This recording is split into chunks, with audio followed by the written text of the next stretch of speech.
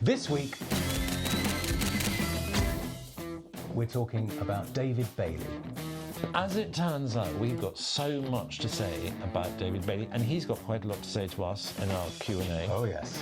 That we are going to make this part one of our David Bailey episode, and next week you're going to have to listen to part two. Very exciting. Tell me about David Bailey. David Bailey. I'm very excited about this week. David Bailey revolutionized fashion photography. I'm saying this as though you don't know it, but in case anyone doesn't know it. I mean, he sort of epitomizes the 60s.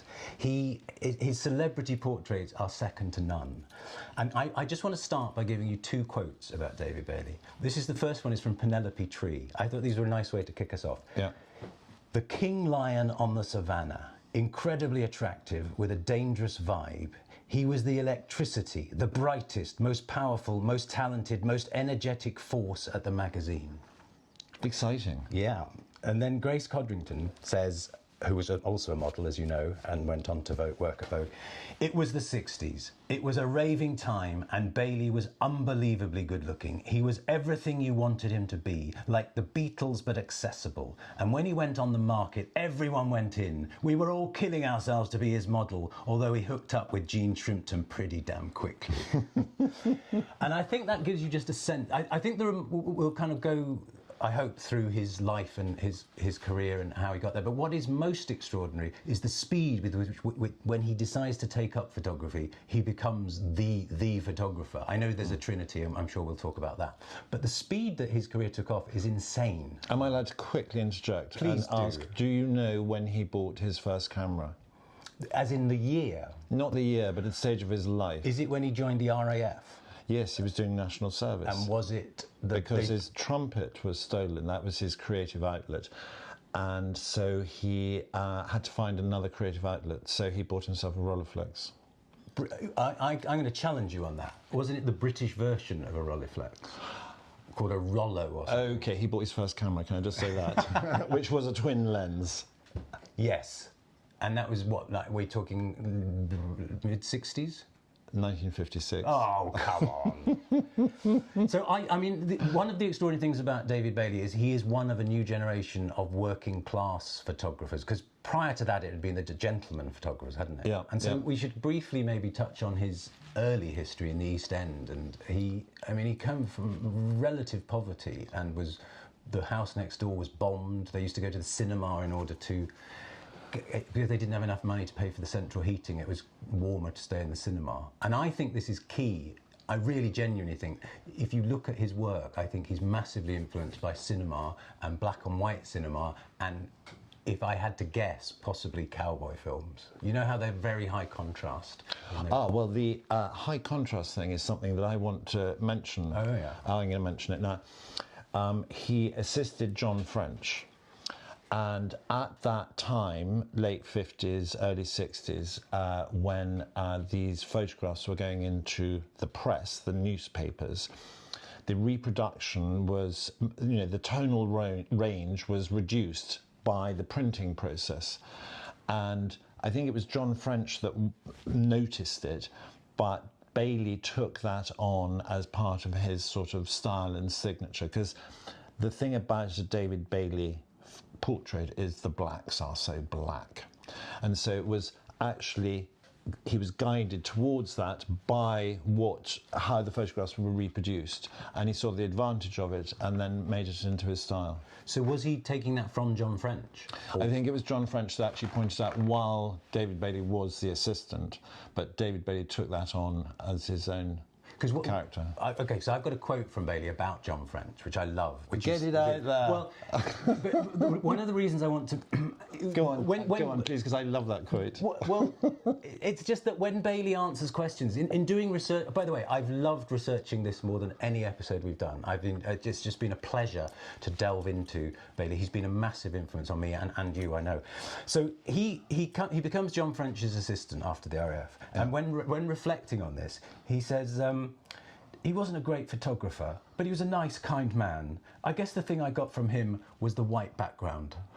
I just think, which is kind of brilliant, because that does define Bailey's pictures. Yeah. But it also is like, so the way you shot, or your style, or because he doesn't, in a way, he keeps arguing. I've seen him in a number of interviews going, I don't have a style. And you think, yeah, but you can pick out a Bailey portrait. Yeah, from about a mile. Yeah. Although, interestingly, do you remember when we were thinking about doing this episode and we were looking at Duffy and who's the other member of the Trinity? Donovan. So we look at, and there's clearly an overlap as well in their work. So the reason I'm particularly excited about this week is, and I'm going to reach across your shoulder and bring you this book out. And I'm going to read you the inscription. So this is a book called Black and White Memories. Right. A Bailey book. Yeah. Given to me in 1987, with love this is from my father, happy photography, skating, acting, navigating, singing, philosophy, etc. But I went through this book. This is the first photography book I ever had, and it remains to this day why I'm a photographer.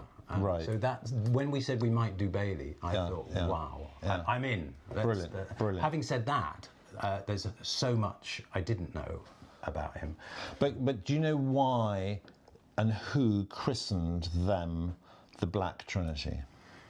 Is it Norman Parkinson? I don't know why. Because these three East End boys were sort of shorter, rounder, rougher, and they always wore black leather jackets. The three of them. Whereas Parkinson was sort of a gentleman with a rolly moustache. Yes, and he always wore that sort of velvet sort of cap and whatever. I'm going to tell you another story about Norman Parkinson.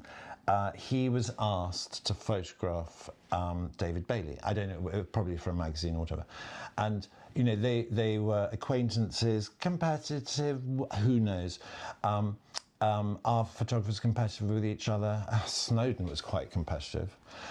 Anyway, Snowden kiboshed one of David Bailey's money-making projects. But anyway, we'll get to that. Norman Parkinson actually liked them. And when he had to photograph David Bailey, Bailey was like, well, I'm not going to smile for you. And Norman Parkinson knew that was coming, and that David Bailey was going to be as tricky as possible for Norman to photograph. So what Norman Parkinson did, he wore flamboyant clothes and he had his trousers on braces. And while he was photographing David Bailey, who was sitting there clenched, not going to smile, Norman Parkinson slowly let this piece of string go, which was holding his trousers up, and very, very slowly his trousers slowly dropped. Yes, and David Bailey was so cross because he couldn't stop laughing, and Parkinson was going like that. But that's a good, spirited, competitive nature of photographers working together, and they were a triumphant, and they were great. They were great. And actually, each one of them had their own style. And I hope we can talk about Duffy sometime. Yeah. Because his photographs, to be talked about in today's world, are utterly fascinating as well. But Duffy, you're going to have to wait for another episode. We're talking about David Bailey. Which is slightly Duffy's fault, because he burnt all his own negatives in his garden, which left Bailey kind of with the whole world at his feet. One question he goes around saying, I don't have a style. And I was thinking about this, knowing we were going to talk. And although it is hard to define, I wondered whether you thought this was true. You know, in theatre, when they talk about when you turn to the audience and you kind of break what they call breaking the fourth wall, you're now talking direct to the audience. Yeah. I think there's a sense in which Bailey's portraits do that. They acknowledge the camera. They're almost busting out of it at you. That's one of his things. Is eye contact. Yes. Eye contact. Whereas up until then, photography was sort of reflecting history and painting more, and it was less... Yeah. It's so difficult for us now, today, to really illustrate the influence he and the others had, because we never experienced what it was like before. I mean, we weren't around in the 50s and whatever to appreciate how portraiture, newspapers, fashion was portrayed. But it is influenced, and we are influenced. You're influenced by him, I'm influenced by him. One of the things I liked in my research was at various points he says things like, I'm not really interested in photography, or I'm not really interested in fashion, and I can dig the quotes out, but essentially at one point he goes, I'm not really in fashion, it's just twirly bits and I just like women. And that could be a joke, but it's sort of actually, I think, integral to Bailey's career, because I think it is that, it's the choice, the path he went down is actually a genuine admiration of beauty, particularly in women, which that going into the Vogue world and the fashion world let him. Exactly. So what women do we immediately associate with? Jean Shrimpton first. Catherine Deneuve. Yes. Who he married. Who married. Catherine, who he's married to now. By the way, Catherine said of Bailey, I like men who have not lost their little boy quality, and that is Bailey, apparently. Okay, stick with the women for a moment. Jean Shrimpton, Catherine Deneuve, Mary Helvin, Catherine, his wife at the moment. Yeah. Grace Coddington. Yeah. All these people. And one of the quotes, is, I've been used by women all my life, fortunately. Can you say the same? Isn't that great, though, to be this macho man who's tough and all that, and yet totally acknowledges what he said in that one sentence: I've been used by women all my life, fortunately. But I think, so this is in the modern, I think there's something, if you look at the way Bailey answers questions, they're often not whole sentences, they're quite kind of short, sharp, slightly cheeky, and almost irreverent. But one of the things he said about Jean Shrimpton, I remember, is she was a very cheap model. And then you can sort of hear the beat, and because you only needed to take 15 pictures. Yeah, because she was so professional. He saved himself with that. Yeah, because she was so beautiful. Although he also said her hand was always in the right place, is what he said. That's right. That's right. But he also said that of all the models, all the beautiful women he's photographed, as you say, they're legion. The two that stood out for him, because they weren't instantly beautiful, become beautiful in the camera, were Jean Shrimpton and Kate Moss. Interesting. Yes, and he actually said Kate was the new Jean Shrimpton. Yeah. Which I think is really interesting, because you remember we talked in a different episode about when I first saw Kate Moss, I'd kind of thought, okay, and then you sort of see something and you learn, partly through the camera, I think. Right. Now, I know you've got some surprises for me. Right. One of the surprises is our interview with David Bailey. Yeah, so I wanted to, I think you're going to tear us up for that. Tear us up for that. So I think it's important to say that you and I were honoured and delighted when the very first person we asked to be a guest on the podcast was David Bailey, and he said yes. Yeah. And we could not, we were so grateful and honoured. However, his illness, he's been diagnosed with vascular dementia. So what we've done is we've been talking to him on email, and I've hidden, Hugo and I came up with the questions. I've hidden the answers from Hugo. He's also hidden the questions from me, because I've now forgotten what questions I even asked. So I have them here, but I just want to predicate this with the fact that Bailey is a cheeky person when he answers questions. Yes. Oh, cheeky. Just the thing that, because he made the Queen giggle when he photographed her, and it's a semi-famous portrait, but I'm going to read because I don't want to get it wrong. He asked Her Majesty if the jewels were real, and then said, "I bet that cost a bob, girl." David said it was being called girl that solicited her chuckle. Afterwards, he was asked if he actually called the Queen girl, and he responded, "It just came out. I call everyone girl. But she was girlish. Made a real effort. We had a laugh. Beautiful skin, the Queen." And that sort of sums up his attitude. And again, another powerful woman who obviously didn't use him, but do you know what I mean? Yeah. And I find all that sort of, and I like the banter and the way he just, was on a human level with her, and she loved it. But also, it's sort of, when he says he sometimes says he can't be copied because he doesn't have a style. What he does acknowledge is that it's all about the interaction with the person. And he says if they come in a bad mood, great, we'll work with that. We'll use that. If they come in happy and smiling, we'll use that. So and I cheeky, brief, short, snappy answers to our long, well thought out questions. Well thought out questions. Right, well, nicely teed up. So, which of your pictures, Bailey, means the most to you, and why? Do you know would you hazard a guess? And put your mind into Bailey's cheeky mindset, and then give me an answer. And if you I know he once said that there's a good picture in everyone. Everyone can take a good picture, but I've been lucky, I've taken 2. I don't know if that comes into the answer, along the lines of, well, I've taken so many, I can't remember. He says they are all equal. I wouldn't say that of my photographs. I think if you look at interviews of him being interviewed, he slightly resents having to answer questions on his work, essentially. So if you look at his technique, it's to deflect the question, and he does it again and again. He'll either give you a one-word answer, and also he contradicts himself. He'll say one thing one time and another one.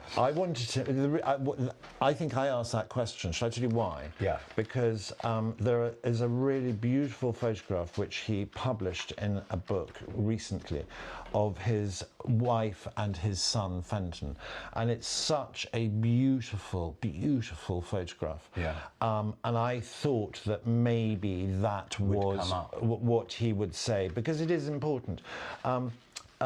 Catherine Bailey and their son Fenton Bailey, it was for American Vogue, and what Grace Coddington said was, what makes this book, the Taschen book, so striking, however, is the other side of Bailey we find interspersed with its exuberant, witty and vibrantly colourful image. The soft, lyrical, often black and white portraits of his wife and longtime muse Catherine and their children. Mixed in with a dazzling energy that jumps off the page, these seemingly unposed moments capture an endearing tenderness that is very Bailey. Yeah. And so my question was to solicit that answer. And all I got was, they're all equal. Well, you definitely asked the next question, by the way. But before we get to that, I think there's something interesting about Bailey in that I think he's almost defined by those shots in the 60s of the Beatles and the Kray Twins. Yes. And I don't think he likes that. Because he did go on and he did stuff through the 70s, 80s, 90s, and he did a lot of travel stuff. And if you ask him... Can we get... Sorry, I didn't want to cut you off. Go on, cut me off. Well, no, because I was talking earlier on about competitiveness between photographers, and he produced this box called Box of Pinups in 1964, and it was really important because it symbolised the change in status of photographers and photography, and he was the first person, and basically it was swinging London in the 60s, and it was a box of poster prints of the celebrities of the day, like Terence Stamp, the Beatles, Mick Jagger, Gene Shrimpton, Cecil Beaton, Rudolph Nurov, and East End gangsters, the Kray Twins, which is why you mentioned that photograph, which is very famous. Yeah. The box was an unusual and unique commercial release. It reflected the changing status of the photographer that could sell a collection of prints in this way. So far, so good. Brilliant idea. Wish I'd thought of it myself. Because mostly till then, they hadn't been that well known. Strong objection of the presence of the Krays by fellow photographer Lord Snowden. Yes. Was the major reason no American edition of the box was released and the second edition was not issued. Okay. I hate that competitiveness because that is so unfair. Two things. Yeah. Remind me to come back to the Kray like Twins. Snowden, by the way, and I know you don't. This... Oh my God, this is... You'd think we'd scripted this, in my more successful days, I actually bought from Bailey an original contact sheet. So he's marked the one he's going with of that is Snowden. Lord Snowden. That's incredible. That's absolutely incredible. Can you spot who the other person in that... Well, it's not Bailey, and it's not... It is a photographer. Have we discussed him today already? Not... Well, we will be, if we haven't yet. I haven't. I don't know. He is everybody's hero. It's Cartier-Bresson. Is it? So that is a contact sheet of David Bailey's where he's photographed Snowden and Cartier-Bresson together. Now, what's interesting, I think, is when Bailey answers the question, who is his biggest influence? Because sometimes... if this isn't on your wall when you get home, you are at home.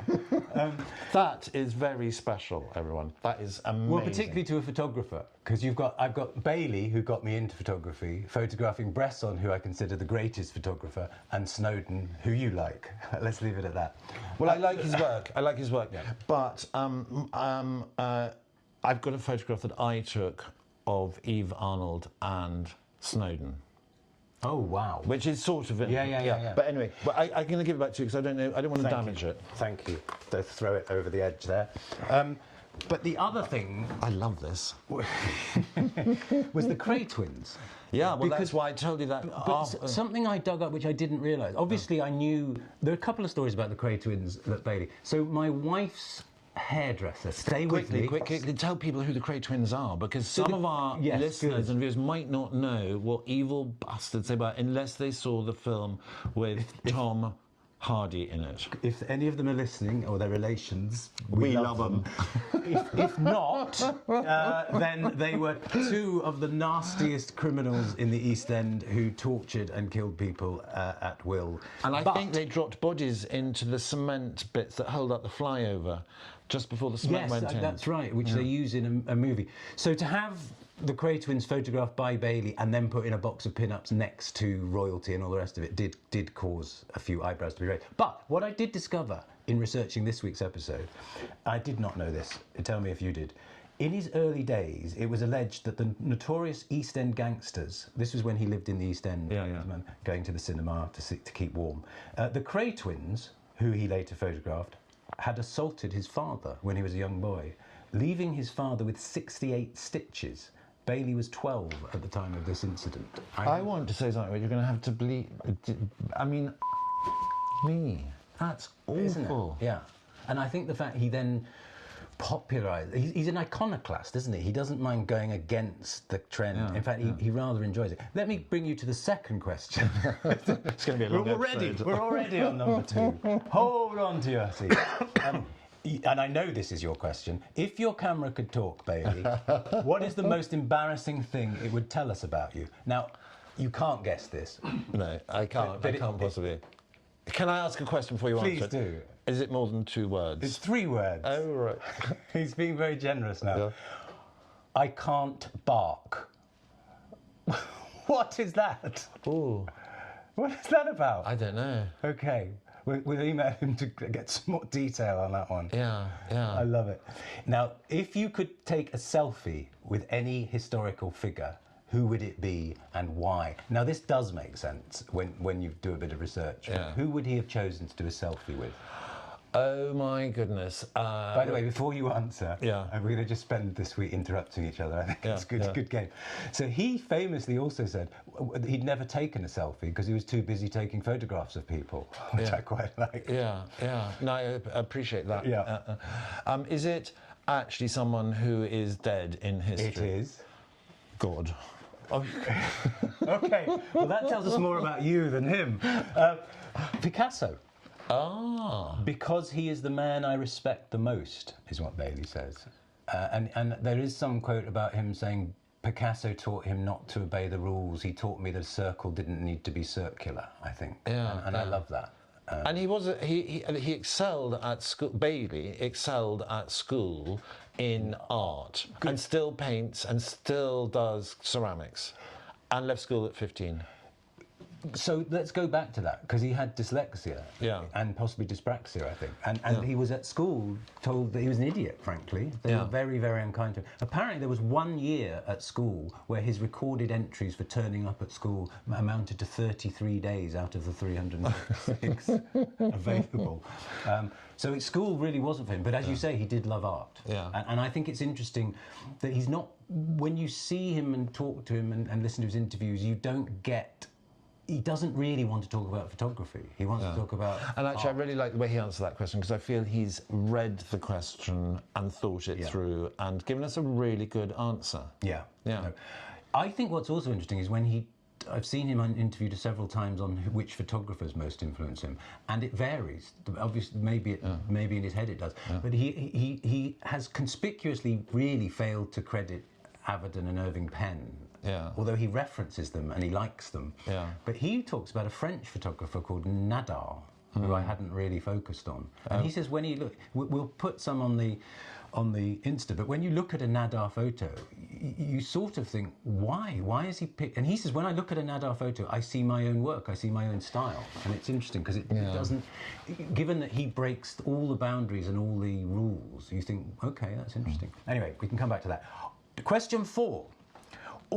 This is a question we put to him, which probably tells him more about us than him. All creatives go through massive moments of self-doubt. It can be so debilitating and damaging to the work you create. If you have experienced this, then how have you managed those moments of self-doubt, and what keeps you confident in your own eye? There might be one word answer. Well, go on. Chess. Oh, is he a chess player? Yeah. I never knew that. In all of my research, I've never encountered that fact. That's brilliant. Yeah, but that's not the answer. I'm going to challenge him to chess. He says, and I think this tells us quite a lot again about the way he deals with it. He says, I ignore self-doubt, which isn't to say it doesn't exist. Yes, It's to say I'm not going to allow it in. Yes. And I think that's interesting. Ooh. I really like that answer in a way. You know, we have a section called Top Tips. Yes. I'm going to give it at the end, but I have something to back up that question, which is my top tip. Brilliant. Okay, hold on to that. And that brings us to the end of part 1 of this 2-part discussion of David Bailey. Thanks so much for listening. Please do remember to subscribe, then you'll know when the second part is out. And can I tell you a bit about the second part? Well, you can, yes. It's going to have more questions answered by David Bailey in it. And it's going to have our top tips in the style of David Bailey. Yes. And we're going to answer a listener's question in the style of David Bailey. Oh my God. So much to look forward to. And I'm going to talk about Mick Jagger as well. Okay. Well, obviously his relationship with David Bailey. But wearing David Bailey's coat. Yeah. So please do subscribe wherever you get your podcasts, including YouTube, just so you know where it's coming from and when it's coming. Follow us on Instagram as Hugo and Jones. Please do leave comments. We love that. And like anything that appeals to you. Thanks so much for listening. Hope you get to hear and see part 2 next week. Thanks, and see you, Hugo. Bye-bye.